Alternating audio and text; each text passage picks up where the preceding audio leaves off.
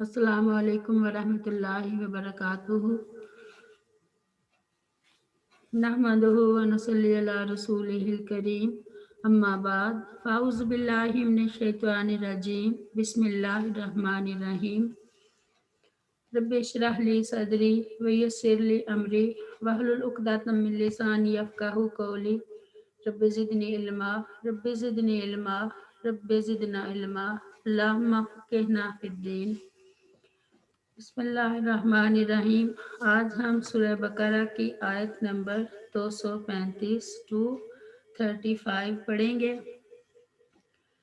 ولا جناح، اور نہیں کوئی گناہ، علیکم تم پر، فیما اس میں جو تم اشارہ کرو، بھی اس کے ساتھ، من خطبات النساء نکاح کے پیغام کا عورتوں کو عدت میں، او یا اکنن تم پوشیدہ رکھو، فی انفسکم اپنے دلوں میں، عالم اللہ جان لیا اللہ تعالیٰ نے، انکم کہ بے شک تم تذکرونہن ضرور ذکر کرو گے ان عورتوں کا، ولیکن اور لیکن، لا تواعدوہن اور نہ تم وعدہ کرو ان سے، سرن چھپ کر، الا مگر، ان تقولوا یہ کہ تم کہو، قولاً کوئی بات،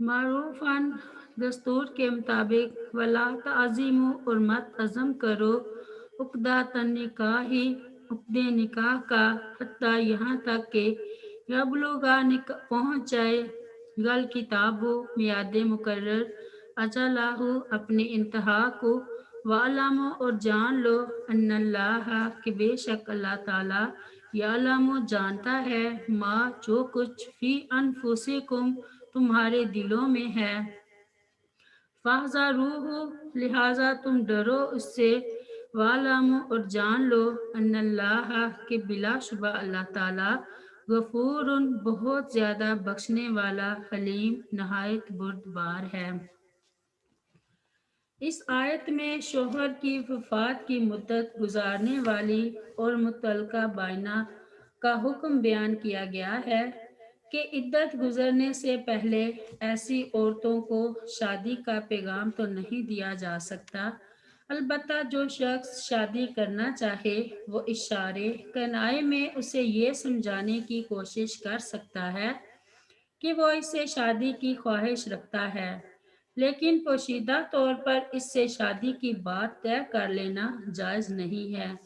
سیدنا عبداللہ بن عباس رضی اللہ عنہ بیان کرتے ہیں، فی ما عرضتم بہ من خطبات النساء سے مراد یہ ہے کہ کوئی شخص کسی ایسی عورت سے جو عدت میں ہو یہ کہے کہ میرا شادی کرنے کا پروگرام ہے اور میں چاہتا ہوں کہ مجھے اللہ تعالیٰ کوئی نیک بیوی عطا فرمائے۔ سیدہ فاطمہ بنت قیس رضی اللہ عنہ بیان کرتی ہیں کہ جب ان کے شوہر ابو عمرو بن حفص رضی اللہ عنہ نے انہیں تیسری طلاق بھی دے دی تو نبی کریم صلی اللہ علیہ وسلم نے انہیں حکم دیا کہ وہ ابن ام مکتوم کے گھر میں عدت گزاریں، اور فرمایا جب تمہاری عدت پوری ہو جائے تو مجھے بتا دینا۔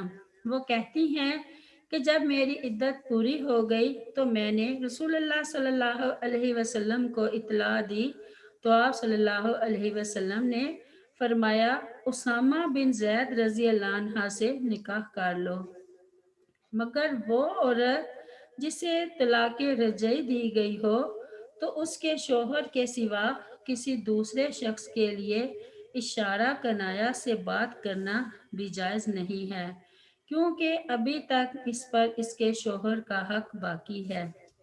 آیت نمبر 236 236۔ لا جناح، نہیں کوئی گناہ، علیکم تم پر، ان اگر طلقتم النساء تم طلاق دے دو عورتوں کو، ما جبکہ لم تمسوہن نہ تم نے ہاتھ لگایا ہو ان کو، او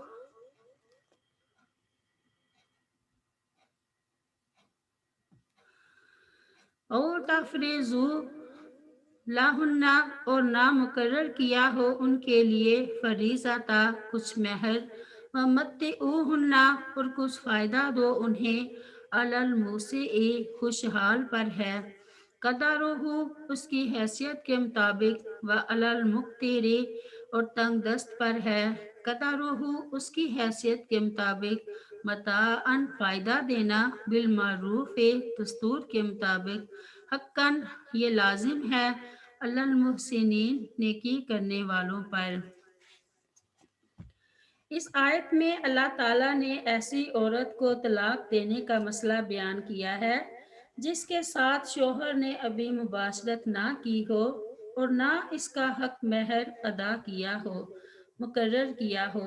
ایسی عورت کو شوہر اپنے حسب حال کچھ مال یا کوئی ہدیہ دے دے گا، اس سے مقصد عورت اور اس کے گھر والوں کی دلجوئی کرنا ہے، تاکہ طلاق کی وجہ سے انہیں جو تکلیف ہوئی ہے اس کا کچھ مداوع ہو سکے۔ ارشاد باری تعالیٰ ہے، وَلِلْمُطَلَّقَاتِ مَتَاعٌ بِالْمَعْرُوفِ حَقًّا عَلَى الْمُتَّقِينَ۔ سورۃ البقرہ میں اللہ تعالیٰ فرماتے ہیں، اور ان عورتوں کے لیے جنہیں طلاق دی گئی ہے کچھ نہ کچھ سامان دینا معروف طریقے سے لازم ہے، پرہیزگاروں پر یہ حق ہے۔ اس اعانت کو متیع طلاق کہا جاتا ہے۔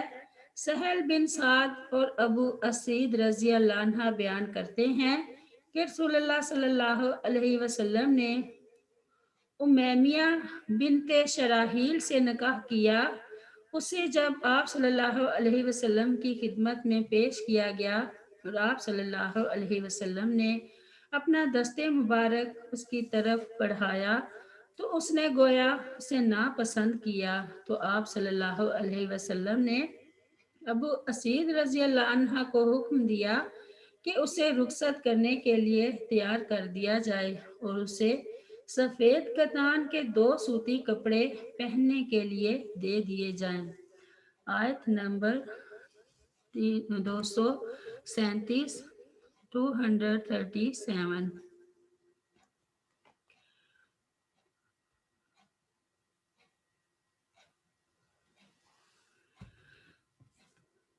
وَإِنْ، اور اگر طلقتموہن تم طلاق دو ان کو، من قبل اس سے پہلے، ان تمسوہن کہ تم ہاتھ لگاؤ ان کو، اس حال میں کہ قد تحقیق فرض تم مقرر کر چکے ہو، لہن ان کے لیے فریضۃً مہر، فنصف تو نصف دینا ہے، ماں اس مہر کا جو فرض تم نے مقرر کیا، الا مگر ان یعفونا یہ کہ وہ عورتیں معاف کر دیں،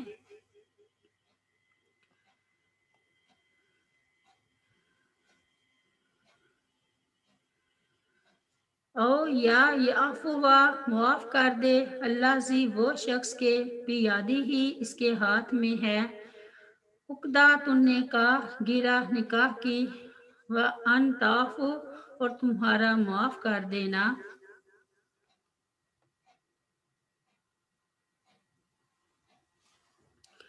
اقرب زیادہ قریب ہے، للتقوی تقوی کے، ولا تنسوا الفضل اور نہ تم بلاؤ احسان کرنا، بینکم آپس میں، ان اللہ بے شک اللہ تعالیٰ، بما اس کو جو تعملون تم عمل کرتے ہو، بصیر خوب دیکھنے والا ہے۔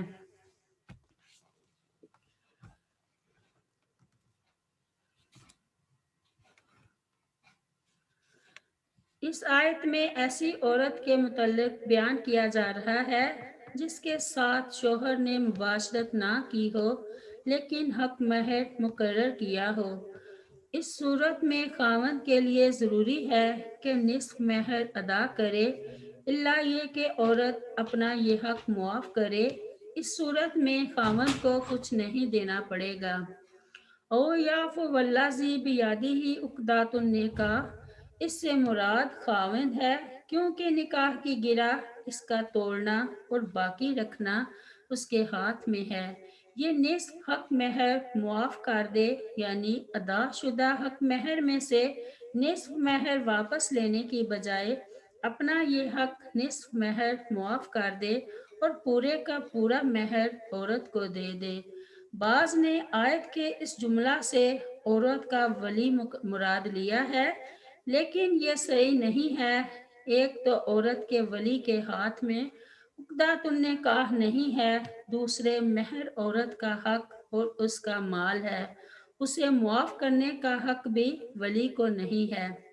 اس کے متعلق شریع رحمہ اللہ سے روایت ہے، وہ کہتے ہیں کہ میں نے علی بن ابو طالب رضی اللہ عنہ سے پوچھا کہ اللہ زی بیدہ عقدۃ النکاح سے مراد کیا عورت کا ولی ہے؟ انہوں نے فرمایا نہیں، بلکہ اس سے مراد اس کا خاوند ہے۔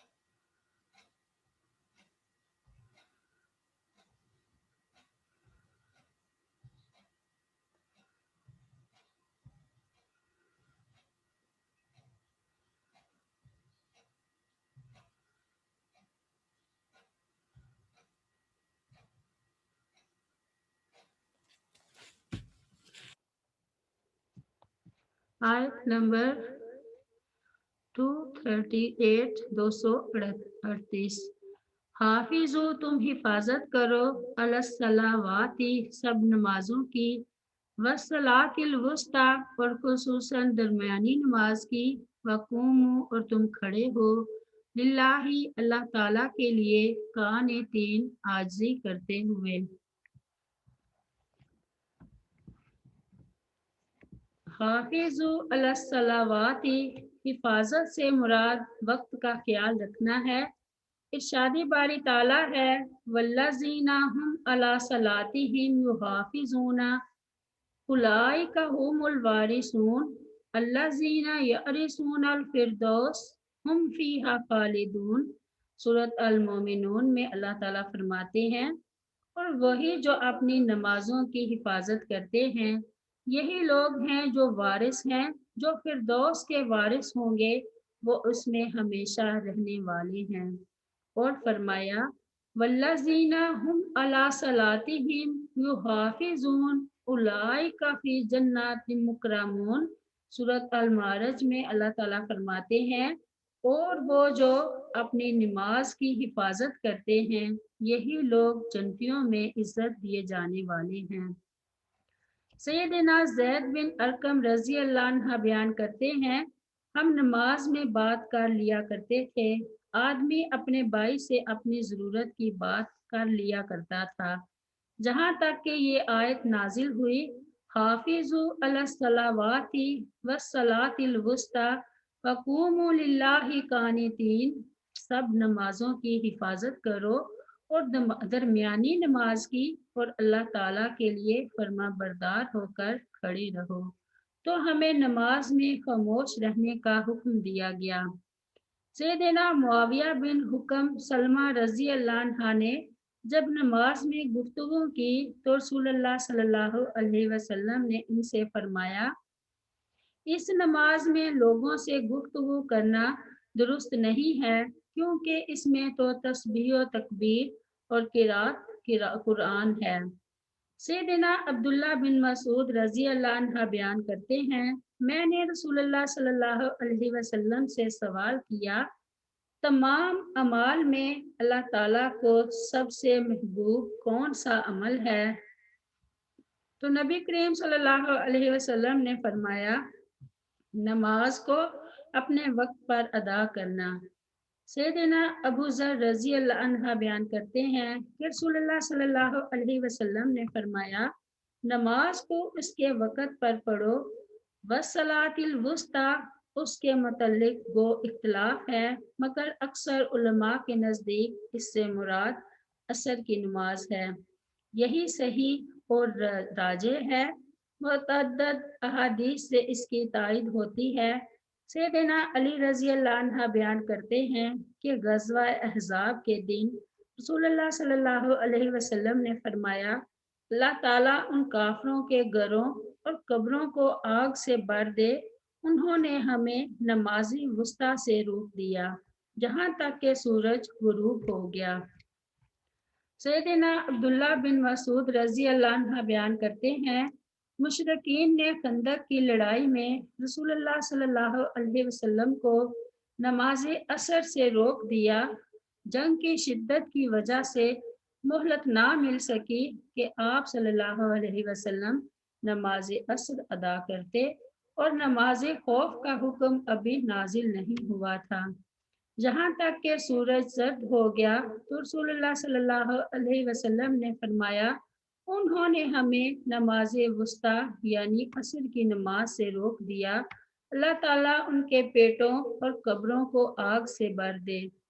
सैयदना अब्दुल्ला बिन उमर रज़ी अल्लाह अन्हा बयान करते हैं कि रसूलुल्लाह सल्लल्लाहु अलैहि वसल्लम ने फरमाया, जिसकी नमाज असर फौत हो गई, गोया उसके अहलो अयाल और माल सबाब सब लूट लिया गया। सैयदना बरीदा रज़ी अल्लाह अन्हा बयान करते हैं कि रसूलुल्लाह सल्लल्लाहु अलैहि वसल्लम ने फरमाया, जिसने असर की नमाज छोड़ दी उसका अमल ज़ाया हो गया। वक़ूमू लिल्लाहि कानितीन, और फर्मा बरदार होकर खड़े रहो, यानी नमाज में कोई ऐसी हरकत ना करो जिससे मालूम हो कि आदमी नमाज की हालत में नहीं है, जैसे खाना पीना और किसी से बात करना। सैयदना अब्दुल्ला बिन मसूद रज़ी अल्लाह अन्हा बयान करते हैं कि रसूलुल्लाह सल्लल्लाहु अलैहि वसल्लम नमाज पढ़ रहे होते और हम आपको सलाम करते तो आप सल्लल्लाहु अलैहि वसल्लम हमारे सलाम का जवाब दिया करते थे। फिर जब हम हबशा से वापस हुए, हमने आप सल्लल्लाहु अलैहि वसल्लम को सलाम किया, आपने हमारे सलाम का जवाब नहीं दिया और बाद में फरमाया, नमाज में आदमी को फुर्सत कहाँ होती है कि वो सलाम का जवाब दे। सैयदना अब्दुल्ला बिन उमर रज़ी अल्लाह अन्हा बयान करते हैं, मैंने बिलाल रज़ी अल्लाह अन्हा से पूछा कि रसूलुल्लाह सल्लल्लाहु अलैहि वसल्लम को जब नमाज में सलाम किया जाता तो आप सल्लल्लाहु अलैहि वसल्लम किस तरह जवाब देते थे? तो बिलाल रज़ी अल्लाह अन्हा ने कहा कि हाथ से इशारा करते थे। सैयदना अबू हुरैरा रज़ी अल्लाह अन्हा बयान करते हैं कि रसूलुल्लाह सल्लल्लाहु अलैहि वसल्लम ने फरमाया, जब तुम में से किसी को नमाज में जमाई आए तो जहाँ तक हो सके उसे रोको।